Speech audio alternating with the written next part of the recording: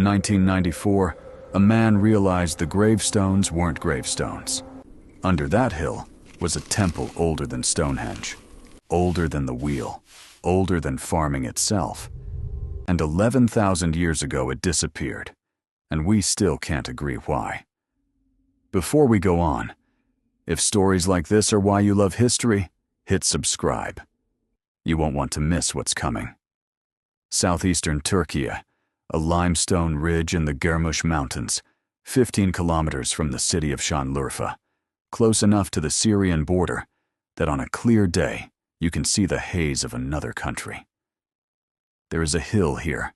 The local farmers call it Göbekli Tepe, Potbelly Hill, because of the way it swells out of the plain, rounded, softer than the sharp plateaus around it. For as long as anyone could remember, farmers had plowed this hill. And for as long as anyone could remember, the plow had struck stone. Broken slabs of limestone, sticking up out of the soil at odd angles. So the farmers did the sensible thing. They plowed around them. They stacked the loose ones into field walls. Some of them thought the hill was a little bit holy, in the way old places sometimes are, and they left it alone. In 1963, a joint survey team from Istanbul University and the University of Chicago walked up this hill. They were mapping the whole region, moving fast, cataloging dozens of sites. They saw the broken limestone slabs standing in the ground. They wrote down what any reasonable archaeologist would have written down. A medieval cemetery, gravestones, nothing of significance. And they walked away. For 31 years, the oldest monumental structure ever built by human hands sat under a wheat field, catalogued and forgotten, 6 inches beneath a farmer's plow. Then, in October 1994, a German archaeologist came looking for something else entirely. His name was Klaus Schmidt. He was 41 years old. He had spent years working at another site nearby called Nevaluchori, a Neolithic settlement with strange T-shaped pillars in it. And in 1991, he had watched Nevaluchori disappear forever under the reservoir of the Ataturk Dam. Drowned. Gone. So Schmidt did something methodical and slightly obsessive. He went through the old survey reports, every Neolithic site mentioned in the literature for the whole Urfa region, looking for anywhere else that might hold what Nevaluchori had held. And in a University of Chicago report from 3 decades earlier, he found a short, dismissive paragraph about a hill covered in broken limestone. He decided to go and look. He later described the evening in his own words. October 1994. The land colored by the evening sun. Difficult, confusing terrain, scattered with basalt blocks. No walls, no pottery, no stone tools. Nothing that announced itself. And then he stopped walking. Because Klaus Schmidt had spent years at Nevaluchori, staring at T-shaped pillars, and he was now standing in a field, full of what everyone else had called gravestones. And every single one of them had the same shape. Not slabs, not headstones. Tops. The tops of enormous pillars, buried up to their shoulders in 11,000 years of soil. Standing there in the fading light, he understood 2 things almost at once. The first was that the hill under his feet wasn't a hill. Nothing in that landscape was that round. Only people made shapes like that. The second thing was harder to hold. If those pillars were Neolithic, and the flint scattered around them was unmistakably Neolithic, then whatever was underneath him had been built before pottery, before writing, before farming. He is said to have decided, right there, that this was where he would spend the rest of his life. He was right. He did. Excavation began in 1995, and what came out of the ground did not behave like anything in the textbooks. Not one structure, a series of them. Great circular and oval enclosures, ringed by walls and low stone benches, and set into those rings, massive T-shaped limestone pillars, standing upright, facing inward.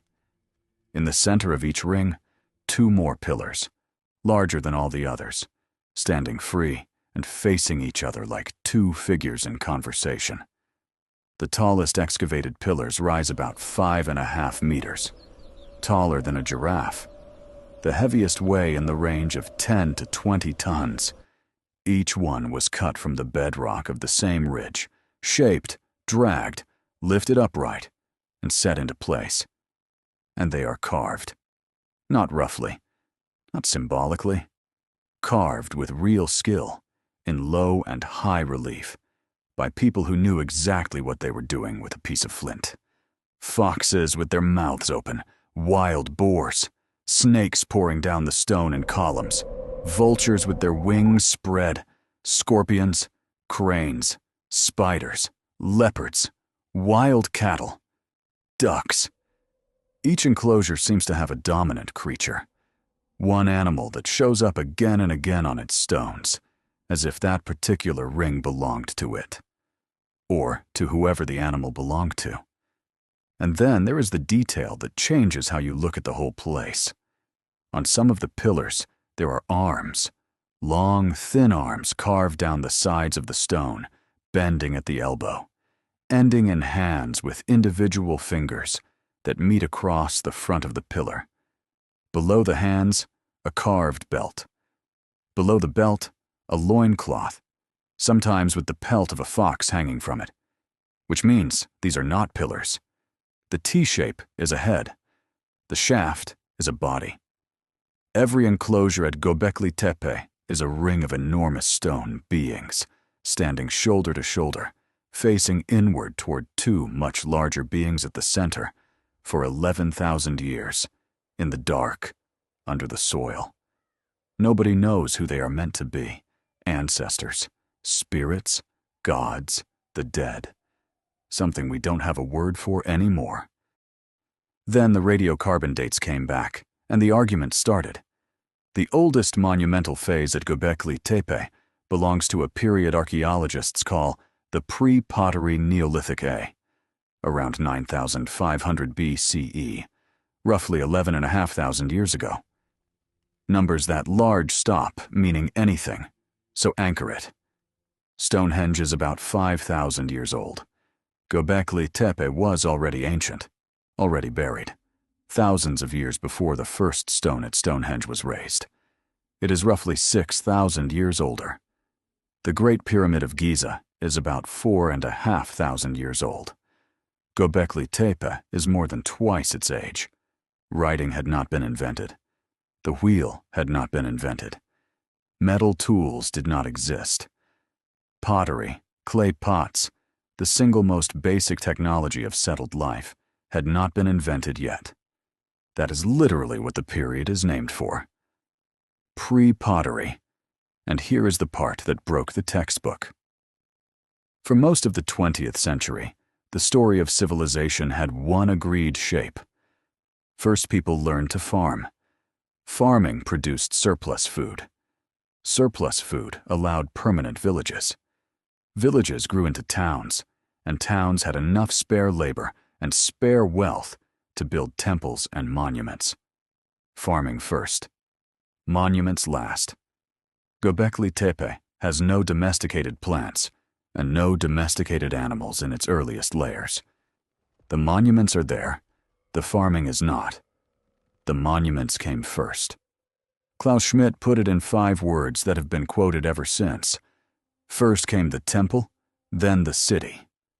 Whether or not he was right, and we are going to come back to that, because his own successors have spent the last decade arguing with him. The sequence itself is not in dispute. At Göbekli Tepe, people who had not yet learned to farm were moving 20-ton stones. So how do you actually do it?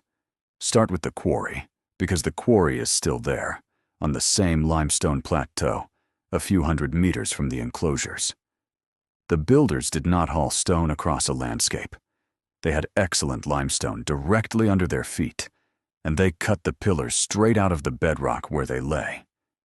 You can still see the outlines, trenches chipped around a pillar shape, going down into the rock, working the block free from three sides, and then breaking it loose from below.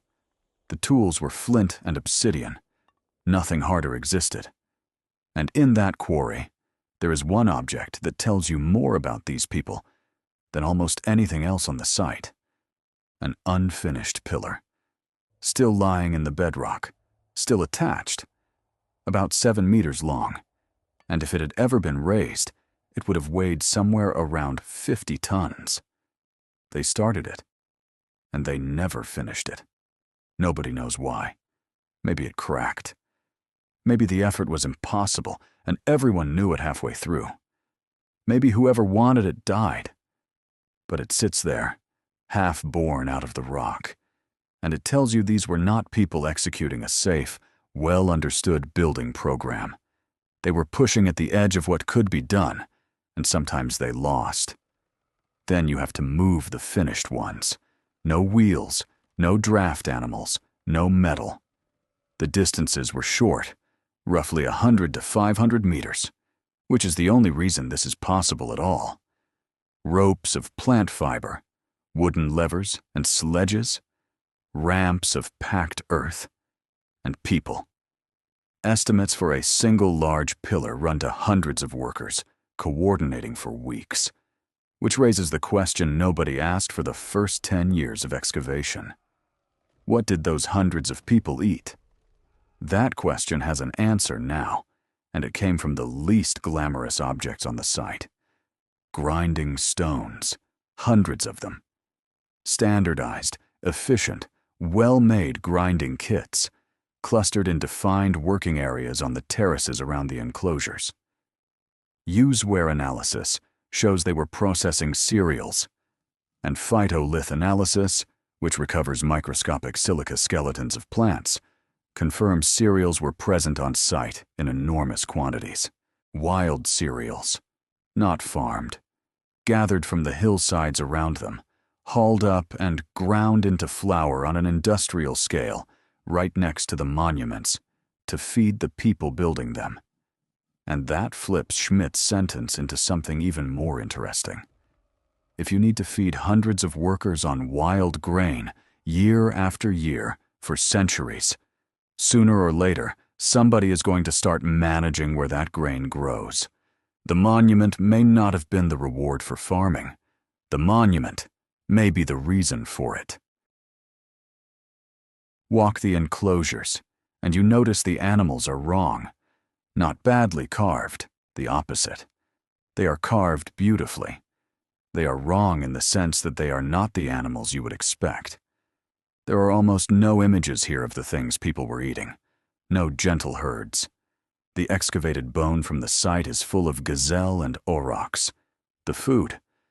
But the stone is dominated by something else entirely. Snakes, scorpions, vultures, boars with their tusks bared, leopards, spiders, predators, scavengers, and things that bite. Overwhelmingly male, where sex is identifiable. This is not a menu carved into rock. It's closer to a warning or a bestiary of the things that mattered in a way that had nothing to do with dinner. The vultures are the ones that stop people. In the ancient Near East, for thousands of years afterwards, there is a practice archaeologists call excarnation, leaving the dead exposed so that birds strip the bones before burial. On the stones of Göbekli Tepe, vultures appear again and again, sometimes with their wings held out over small round shapes. We can't prove what those carvings mean. Anyone who tells you otherwise is selling something. But the same site produced something else that points in an uncomfortable direction, and we should look at it carefully. In 2023, working inside Enclosure D, archaeologists lifted the soil away from a stone bench between two pillars and found a wild boar. Life-size, carved from limestone, standing, and still wearing its paint. Red pigment on the tongue, black and white across the body. 11,000 years underground, and there were still traces of color on the stone, announced as the first known painted statue from its period anywhere in the world, which forces you to redraw the entire site in your head. Every image you have seen of Göbekli Tepe is bare gray limestone. It probably wasn't. The foxes, the snakes, the vultures, the great stone figures in the center of every ring. There was now good reason to think they were painted. Red, white, black. Not a gray ruin, a place of color in a landscape with almost no color in it. The bench under the boar carried its own carvings, snakes, an H-shaped symbol, a crescent, and human faces. And that brings us to the hardest material on the site, which needs saying plainly and then leaving alone. Across 3 decades of excavation, no formal graves have ever been found at Göbekli Tepe.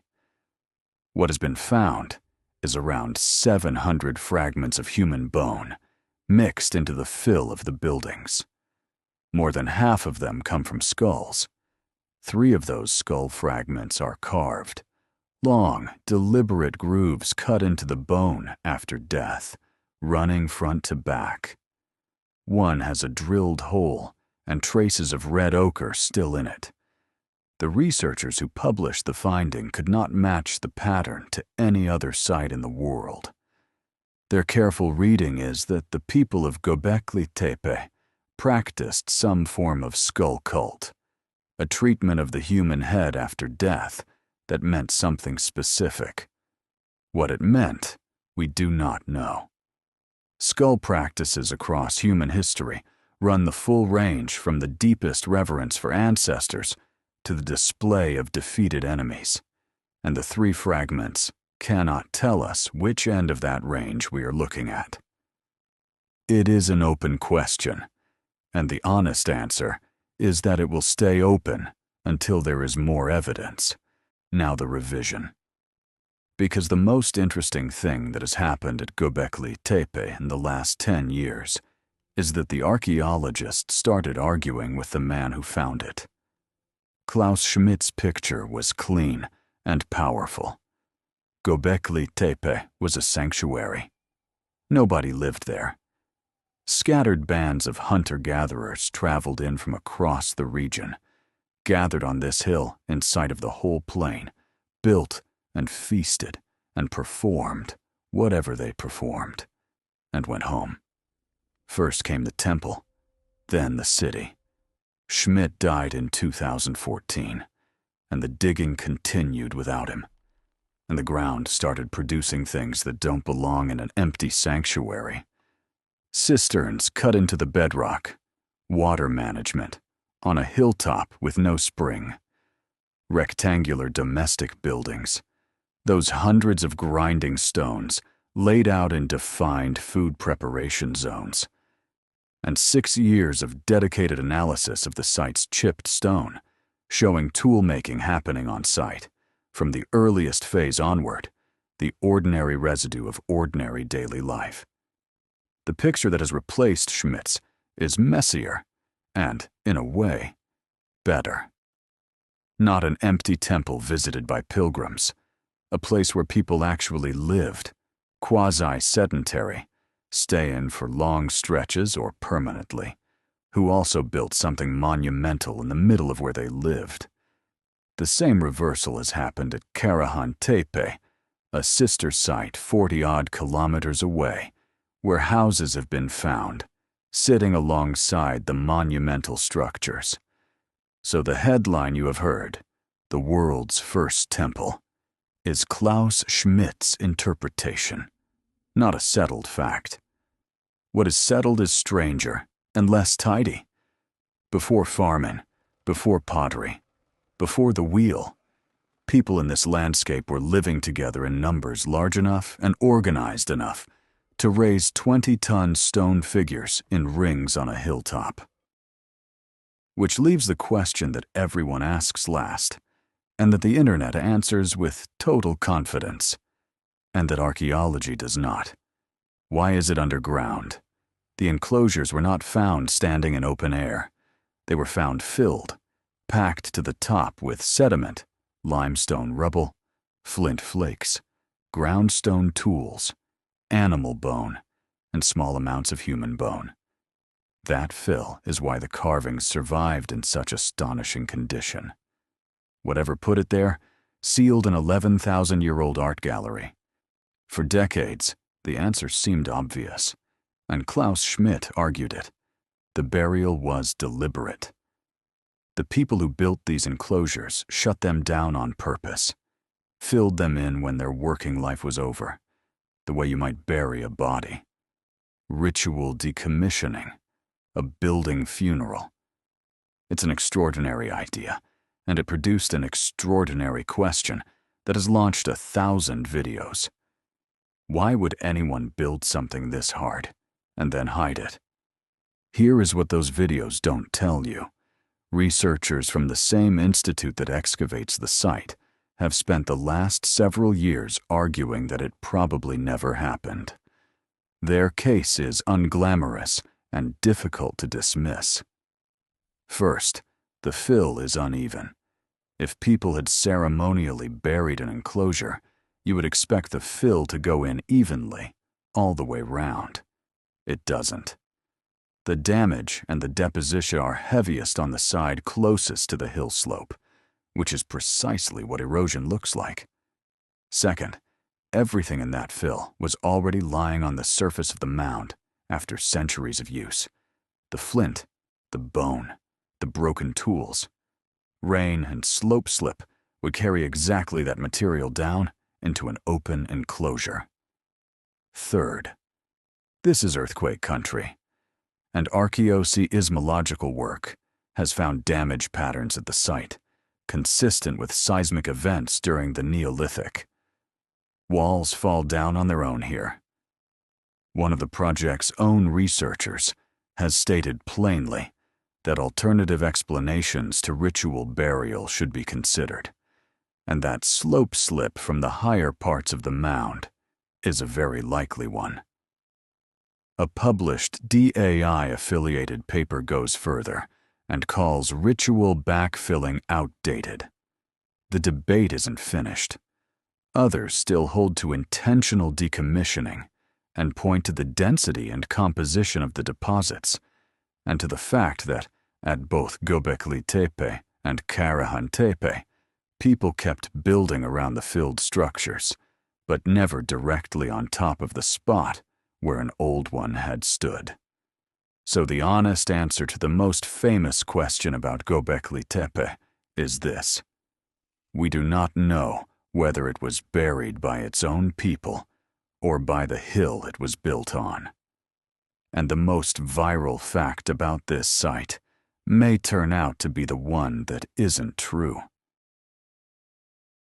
Everything you have just seen comes from less than 1/10 of the site. Ground-penetrating radar has mapped what is still underneath, and the surveys suggest at least 20 more enclosures lying intact in the dark, never touched, never excavated.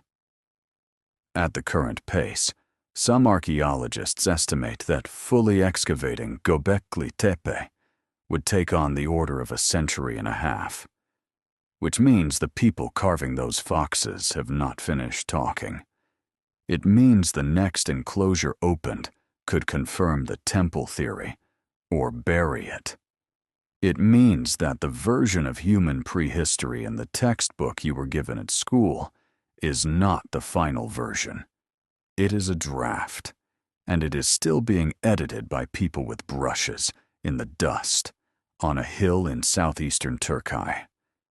There is one more thing worth sitting with. Every one of those pillars was raised by people we were taught to think of as primitive.